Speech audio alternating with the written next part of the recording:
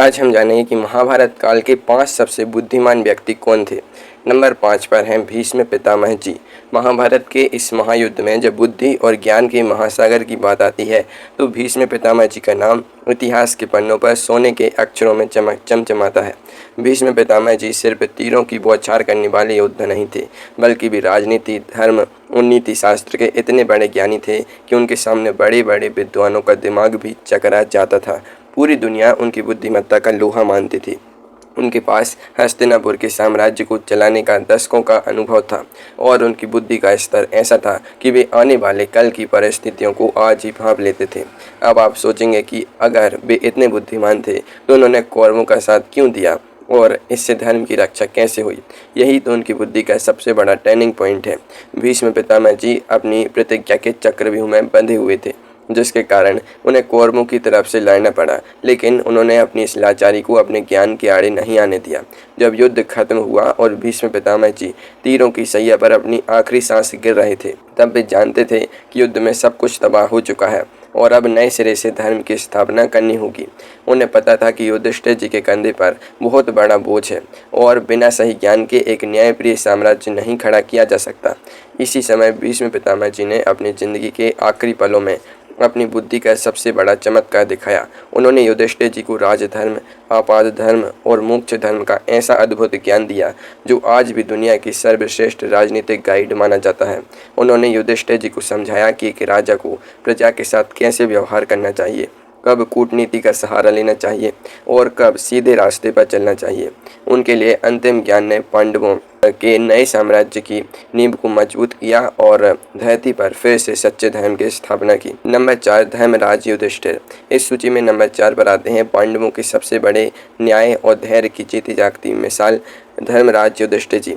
बहुत से लोग सोचते हैं युधिष्ठिर जी जुए के खेल में अपना सब कुछ हार गए थे, तो वो बुद्धिमान कैसे हुए। लेकिन दोस्तों, असली बुद्धिमत्ता की परीक्षा तब नहीं होती जब सब कुछ आपके पक्ष में हो, बल्कि तब होती है जब चारों तरफ से मुसीबतें आपको घेर लें और आप अपना आपा ना खोएं। युधिष्ठिर जी की बुद्धि का सबसे अचूक और रोंगटे खड़े कर देने वाला उदाहरण हमें मिलता है यक्ष प्रश्न के प्रसंग में। जब अज्ञातवास के दौरान प्यास से तड़पते हुए चारों पांडव एक जादुई तालाब का पानी पीने गए तो यक्ष को मना करने के बावजूद उन्होंने पानी पी लिया और एक एक करके मौत की नींद सो गए। जब युधिष्ठिर जी वहां पहुंचे और उन्होंने अपने शक्तिशाली भाइयों को मृत पाया तो वे टूट सकते थे, रो सकते थे या गुस्से में आकर तालाब पर हमला कर सकते थे, लेकिन उन्होंने अपनी ठंडी और स्थिर बुद्धि का इस्तेमाल किया। उन्होंने यक्ष की शक्ति को पहचाना और उनके सभी जटिल और पेचीदा सवालों के जवाब देने का फैसला किया। यक्ष ने एक से बढ़कर एक कठिन सवाल पूछे, जैसे आकाश से भी ऊंचा क्या है, हवा से भी तेज क्या चलता है और दुनिया का सबसे बड़ा आश्चर्य क्या है। युधिष्ठिर जी ने बिना विचलित हुए अपनी तीक्ष्ण बुद्धि से दूध का दूध और पानी का पानी कह दिया। उन्होंने ऐसे सटीक उत्तर दिए कि यक्ष का दिल पिघल गया। जब यक्ष ने किसी एक भाई को जीवित करने को कहा तो युधिष्ठिर जी ने अपनी सगी माँ कुंती के पुत्रों में से खुद के जीवित रहने के बाद अपनी सौतेली माँ माद्री के पुत्र नकुल जी को जीवित करने की मांग की। इस बेजोड़ न्याय और बुद्धि को देखकर यक्ष इतने प्रसन्न हुए कि उन्होंने सभी पांडवों को वापस जीवित कर दिया। युधिष्ठिर जी ने दिखा दिया कि जब तलवारें काम नहीं आती तब केवल धर्म से बंधी हुई बुद्धि ही संकट से पार लगाती है। नंबर 3, सहदेव जी। नंबर 3 पर एक ऐसा नाम है जिसके बारे में आमतौर पर लोग बहुत कम जानते हैं, लेकिन उनकी बुद्धिमत्ता के किस्से आपको दांतों तले उंगली दबाने पर मजबूर कर देंगे। ये हैं 5 पांडवों में सबसे छोटे, सहदेव जी। सहदेव जी के पास एक ऐसी चमत्कारी और दिव्य बुद्धि थी जो महाभारत काल में किसी और के पास नहीं थी। वे त्रिकालदर्शी थे, यानी वे भूत, वर्तमान और भविष्य की हर एक घटना को पहले से जानते थे। कहा जाता है कि अपने पिता पांडु की अंतिम इच्छा के अनुसार सहदेव जी ने उनके मस्तिष्क का एक हिस्सा ग्रहण किया था, जिससे उन्हें ब्रह्मांड का सारा ज्ञान और भविष्य देखने की शक्ति मिल गई थी।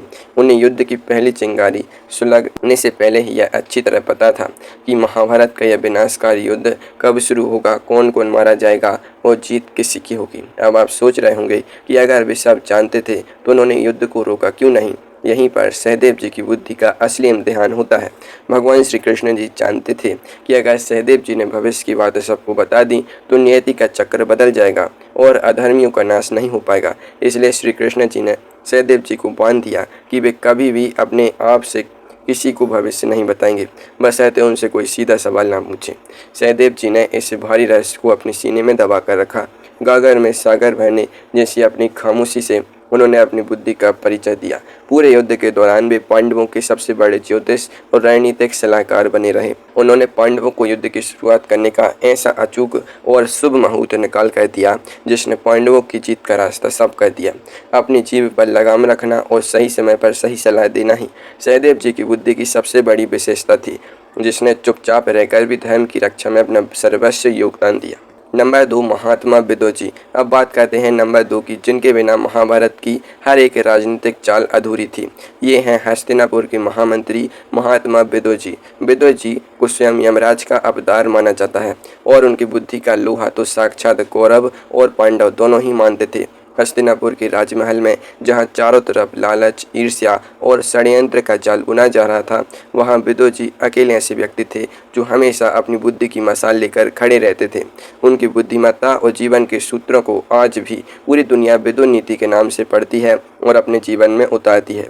विदोजी ने हमेशा धृतराष्ट्र की आंखें खोलने की कोशिश की और उन्हें अधर्म की राह पर जाने से रोका, लेकिन उनकी बुद्धि का सबसे शानदार और जान बचाने वाला प्रदर्शन तब देखने को मिला जब दुर्योधन ने पांडवों को जिंदा जलाने के लिए लाक्षागृह यानी लाख की महल की भयानक साजिश रची थी। विदोजी के गुप्तचरों ने इस साजिश की भनक उन्हें दे दी थी। राजमहल के कड़े पहरे और शकुनी की पैनी नजरों के बीच पांडवों को सीधे सीधे यह बात बताना मुमकिन नहीं था। तब विदोजी ने अपनी कुशाग्र बुद्धि का परिचय देते हुए युधिष्ठिर जी से एक ऐसी गुप्तकूट भाषा में बात की जिसे म्लेच्छ भाषा कहा जाता था।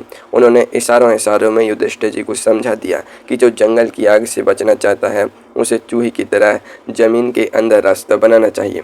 पांडव उनकी बात समझ गए और विदोजी ने चुपके से एक सुरंग बनाने वाले कारीगर को लाक्षागृह भेज दिया। उस कारीगर ने महल के अंदर से एक गुप्त सुरंग खोद दी जिससे पांडव सही सलामत बाहर निकल गए।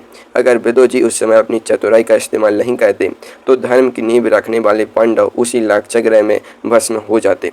विदोजी ने हर कदम पर कांटेदार रास्तों में भी पांडवों के लिए ढाल बनकर धर्म को बचाए रखा। नंबर 1, भगवान श्री कृष्ण जी। और अब आते हैं नंबर 1 पर, जो इस पूरे महाकाव्य के सूत्रधार हैं, जिनके इशारे पर पूरी कायनात नाचती थी और जिनकी बुद्धि के सामने ब्रह्मांड का बड़े से बड़ा दिमाग भी घुटने टेक देता था। ये हैं हम सबके प्रिय भगवान श्री कृष्ण जी। श्री कृष्ण जी की बुद्धिमत्ता और कूटनीति का कोई मुकाबला ही नहीं है। उन्होंने महाभारत के युद्ध से पहले ही यह साफ कर दिया था कि वे खुद कोई हथियार नहीं उठाएंगे। अब जरा सोचिए, इतिहास के सबसे बड़े और सबसे खतरनाक युद्ध में जहां एक से बढ़कर एक महाविनाशक अस्त्र शस्त्र चलने वाले थे, वहां एक व्यक्ति बिना हथियार उठाए सिर्फ अपनी बुद्धि के दम पर पूरी बाजी पलट देता है। श्री कृष्ण जी ने पूरे युद्ध को एक शतरंज की बिसात की तरह खेला, जहां हर एक चाल उनकी उंगलियों पर तय होती थी। जब अर्जुन युद्ध के मैदान में अपने ही सगे संबंधियों को सामने देखकर घुटने टेक बैठे थे और उनका गांडीव हाथ से छूट रहा था, तब श्री कृष्ण ने अपनी परम बुद्धि से उन्हें गीता का वो अमर ज्ञान दिया जिसने अर्जुन के सारे भ्रम को पल भर में दूर कर दिया और उन्हें धर्म की रक्षा के लिए खड़ा किया। युद्ध के मैदान में भी जब जब पांडवों के सामने कोई संकट आया, श्री कृष्ण जी की बुद्धि ने पासा पलट दिया। चाहे वो अजय भीष्म पितामह जी के सामने शिखंडी को लाकर खड़ा करना हो, चाहे महापराक्रमी द्रोणाचार्य के हथियार रखवाने के लिए अश्वत्थामा की मृत्यु की रणनीति बनाना हो, या फिर जयद्रथ के वध के समय अपनी माया से नकली सूर्यास्त का भ्रम पैदा करके जयद्रथ के छक्के छुड़ाना हो, हर एक मोड़ पर श्री कृष्ण जी का दिमाग सुपर कंप्यूटर से भी तेज काम कर रहा था। उन्होंने दुर्योधन की जंघा पर वार करने का इशारा भीम को किया, क्योंकि वे जानते थे कि अधर्म का नाश करने के लिए कभी कभी टेढ़े रास्ते भी अपनाने पड़ते हैं। श्री कृष्ण जी की यही अद्भुत, अकल्पनीय और सर्वोच्च बुद्धि थी जिसने दुनिया से अधर्म का पूरी तरह सफाया किया और धरती पर धर्म के साम्राज्य को अमर कर दिया।